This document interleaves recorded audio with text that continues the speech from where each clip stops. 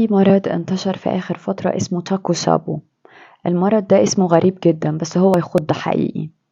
لما بيجي حد من صحابك أو حد من أهلك يقولك أنا قلبي مكسور، أنا تعبانة، أنا حاسة إن قلبي وجعني، هي مش بتمثل ولا عايزاكي تتعاطفي معاها ولا عايزك مثلا إن أنت تشفق عليه، هو بجد بيبقى حاسس بده وجاي بيشتكي بحاجة حقيقية قوي.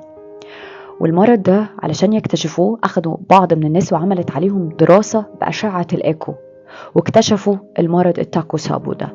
والمرض ده للأسف تضخم مؤقت مفاجئ في عضلة القلب، والموضوع مش بيقف بس عند كده، الموضوع بيتكرر بعد كده. لو فضل الزعل وكسرة القلب دي موجودة فالمفروض انه عضلة القلب فعلا بتبدأ تتضخم، والتضخم ده ما بيروحش.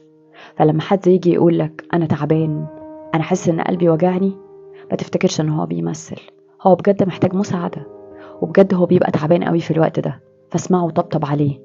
وما تفتكرش ان هو بيبقى عايزك انك تشفق عليه، او ان هو مثلا بيجي يقولك ان هو بيمثل عليك، هو بجد بيبقى تعبان. فلا تؤلموا احد فكل نفس مليئة بما يكفيها.